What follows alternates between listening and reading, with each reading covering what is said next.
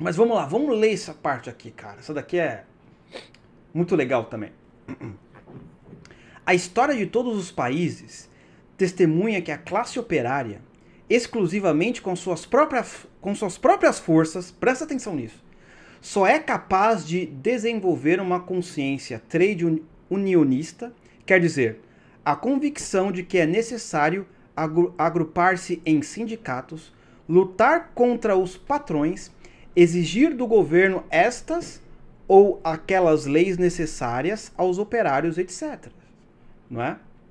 Por seu lado, a doutrina do socialismo nasceu de teorias filosóficas, históricas e econômicas elaboradas por um representante instruídos das classes possidentes por intelectuais.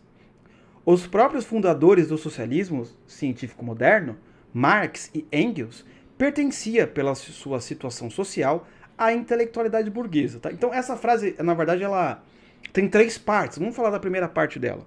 A história de todos os países testemunha que a classe operária, exclusivamente com suas próprias forças, só é capaz de desenvolver uma consciência trade unionista, quer dizer, a convicção de que é necessário agrupar-se em sindicatos, lutar contra os patrões, exigir do governo estas ou aquelas leis necessárias aos operários, etc. Então, essa parte é muito legal.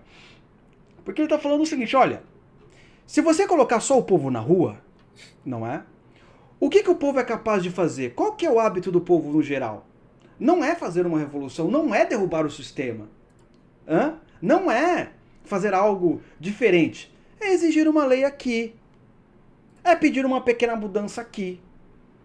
É querer, quero agora Quero que... férias remuneradas. É... Quero 8 horas de jornada por dia. Desculpa te interromper no meio da Pode falar. explanação, Luciano, mas assim, nesse livro o Lenin está dialogando muito com a social-democracia, né? E se contrapondo a ela. Isso é uma pauta, assim, se você deixa na mão do proletário, o máximo que ele vai conseguir, sem direção intelectual, ele vai chegar até a social-democracia. E o objetivo, aí pelo menos do Lenin, é que se chegue ao socialismo. Né? Então essa coisa social-democrática, não, olha, direitos trabalhistas, né? Eu faço um sindicato, sento para conversar com o patrão na mesa, tá? Mas tudo continua mais ou menos como está. Né? O patrão vai continuar sendo patrão, eu vou continuar sendo proletário e tal. E aí, para um contexto de socialismo, isso não basta, né? De revolução socialista, isso não basta, precisa mais, né? Então, e é interessante porque o que o Lenin fala acontece agora. Sim. Você pega assim, por exemplo, o que o pessoal é capaz de fazer? Vamos se ajuntar em grupo de zap para organizar não sei o quê?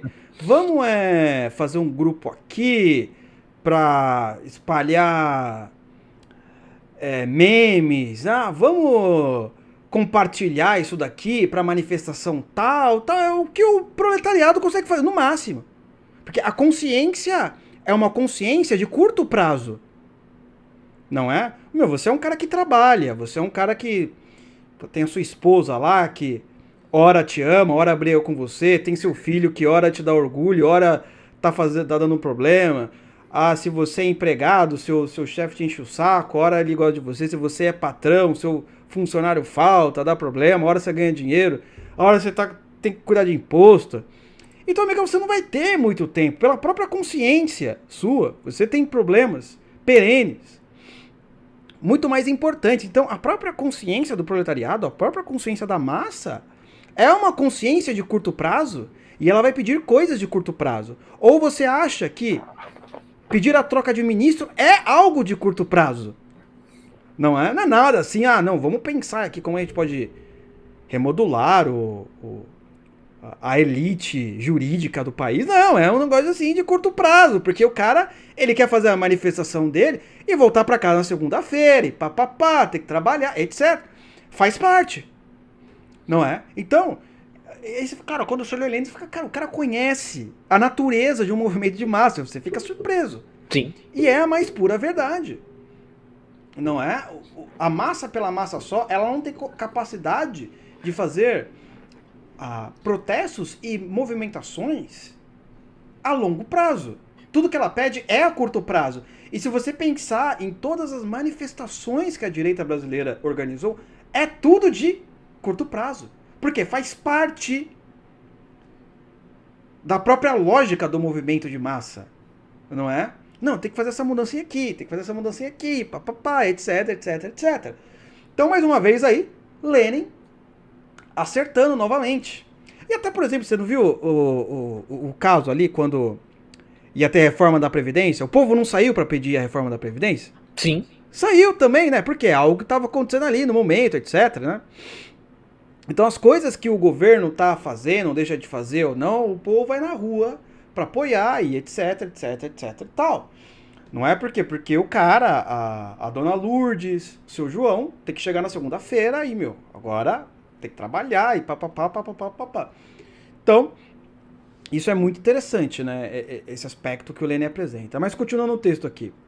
Por seu lado, a doutrina do socialismo nasceu de teorias filosóficas, históricas e econômicas elaboradas por representantes instruídos das classes possidentes, por intelectuais. Os próprios fundadores do socialismo científico moderno, Marx e Engels, pertenciam, pela sua situação social, à intelectualidade burguesa. Essa parte eu acho muito interessante porque... Sensacional essa admissão, né? Porque quando a gente fala isso, os caras, que absurdo, teoria da conspiração. Não, filho, o Lenin tá falando aí, o Marx era burguês. Não, isso é verdade, porque quando você conversa com qualquer sujeito de... Qualquer comunista ou um sujeito de esquerda, ele não consegue reconhecer a sua classe social. Não, eu quero fazer... revolução e papapá, vamos defender não sei o que, etc. Pelos pobres, pelos oprimidos. Mas, cara, você é comunista de iPhone. Não sei o que, qual é o problema? Lenin e Marx também eram, só que eles confessavam. Você não, né? O cara tá querendo dizer que ele é do povo. Não, pelo povo, sou do povo e pelo povo. E é cascata, né? Então, e o próprio Lenin tá falando, cara, isso é a maior mentira, né? Você realmente tem que ter uma classe que esteja acima do proletariado, ou não acima, mas que não faça parte dela, que não faça parte da massa. Ó, a gente precisa realmente de uma classe intelectual, precisa de uma classe de pessoas ricas, e etc, etc, etc. Então, isso é muito importante, esse reconhecimento. Uma classe pensante, isso também é muito, isso daí tá me lembrando um pouco a ideia de intelecto. E é interessante porque esse texto, a gente costuma atribuir ao Gramsci, né? Claro que assim, os caras que vão pensar aquela terminologia que a gente trata recorrentemente, né? Marxismo cultural, guerra cultural, etc, etc. Claro que eles vão fazer bibliotecas sobre isso. Mas o Lenin, ele está antecipando muito disso aqui. E quando ele fala isso, me remete um pouco à ideia de intelectual orgânico, né? Porque ele está falando aqui o seguinte, olha, se você deixar só na mão da massa, na mão do povão, não vai rolar. Né? Não vai rolar, o socialismo pelo menos não vai rolar. Você vai precisar ele é dito nessa segunda parte desse trecho, né? Então você vai ter um fundamento filosófico, histórico e econômico, e você vai ter intelectuais pensando isso. Né? E você vai precisar, para aquela luta que é mencionada no trecho anterior, você vai precisar disso.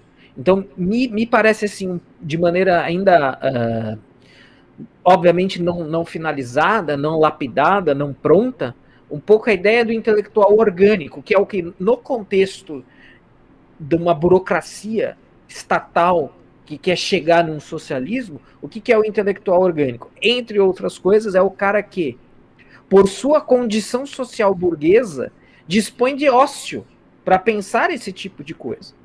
E isso também é bem atual. Pensa lá, aquele... Acho que esse dá para citar o nome. O nosso amigo lá, Mauriase, ele é de um partido desses de extrema esquerda, eu não lembro qual que é agora, que uma vez ele até teve aquela frase que ele falou assim, não, conservadores? Sabe como a gente trata os conservadores? Com uma bela bala na sua bela cabeça, uma coisa assim, ele falou. Esse cara é professor universitário. E a gente sabe quanto ganha um professor universitário. Né? Claro que eu não estou comparando ele com o Marx e com o Engels, né? Obviamente. Mas, assim, me parece que esse pertencimento à intelectualidade burguesa, à intelectualidade e, por consequência, burguesa, porque para o cara ser intelectual, ele não pode ser proletário. O cara tem que se matar lá 8 horas por dia no chão da fábrica, ele não consegue chegar em casa e traduzir as teorias econômicas, filosóficas, históricas para pensar o socialismo. Então e aí ele vai cumprir a função então de intelectual orgânico, né? Ele vai organizar as ideias e dar essa contribuição necessária para essa luta, para essa marcha pela revolução diante do socialismo. E tem que ser tão burguês, não tem nem como não ser, né? É natural que seja, né? O cara vai ter, inclusive, porque um professor universitário, pô, inicial aí, ele vai ganhar 9, 10 mil reais por mês, né, de universidade pública. Então isso dá para o cara, e aí ele vai dispor de muito tempo, né? Ele trabalha 2 anos, 1 ano ele faz pesquisa, ele sai de férias, ele viaja para o exterior para fazer pesquisa, ele orienta um aluno, pronto, ele dá matéria um semestre. Então ele dispõe de uma renda que o faz pertencer à camada burguesa da sociedade, e exatamente por isso ele dispõe de ócio, né, para pensar todas essas coisas e contribuir para a revolução. Bom, acho que o Luciano deve ter dado uma saidinha rápida aí, gente, daqui a pouco ele está de volta. Eu não consigo mexer o texto aqui. Ele já voltou, beleza. Senão eu ia partir para o próximo, ia partir para o próximo trecho aqui já. Mas não, eu acho que perfeito, aí você pode complementar. Essa coisa que a gente denuncia o tempo todo, né? O intelectual que defende o socialismo é burguês. Bom, não só é, como tem que ser, né? Deve ser. Não tem como não ser. O cara que bate ponto no sindicato ou no chão da fábrica, esse aí não vai rolar mesmo. É daí que o negócio vai vir. E não, exato. Tá o Lenin admitindo isso aí, né? Exato. Às vezes você vai conversar com um deputado, principalmente deputado de direita, ele não consegue se reconhecer da classe política. Ele acha que ele ainda faz parte da massa. Ele acha que ele ainda faz parte do povão, que ele é da... Que não, que eu ainda tenho minhas origens humildes. Não, amigo. Você já é de uma outra classe. Né? Você é da classe política. Se você for senador, pior ainda, você já está na elite política. Não é? Amigos, você já é de uma classe política. Não, porque sabe o que acontece? É a coisa do brasileiro. Ele confunde humildade com o espírito de vira-lata. Sim. Né? Você se reconhecer parte da classe política e reconhecer que você tem privilégios não é arrogância, é um fato. Tá? É um fato contundente. Não, mas eu não gosto, eu sou aqui do povo, tal, não sei o quê. Não, você não é do povo, você faz parte da classe política. E se você tivesse consciência, ciência que você faz parte da classe política e você não faz parte mais da massa, você seria muito mais eficaz.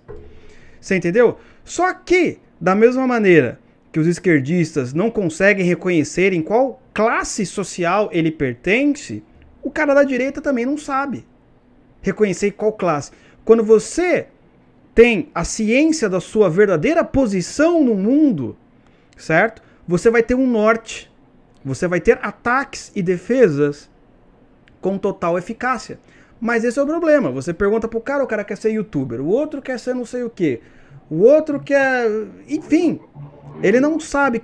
Sabe quem tem consciência da sua classe, da sua posição? Randolfo Rodrigues. Randolph sabe. Não, eu não sou do povo, eu sou um político. Entendeu? Esses caras sabem. Só que, né, você pedir consciência...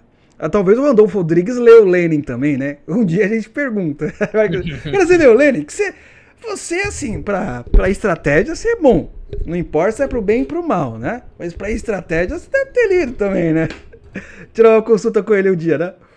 Então, esse reconhecimento de qual classe você faz parte é muito importante, né, para você saber qual que é o norte, qual que é o sul, onde é o leste e o oeste. Você tem que saber qual é a sua posição. É a coisa mais básica, né, sobre a vida, mas a vida hoje em dia tá todo mundo perdido, Não é como disse o nosso amigo Viktor Frankl, né? O sujeito não sabe mais nada, não tem mais referência nenhuma, é tradição, papapá, mas enfim. Isso é um outro assunto.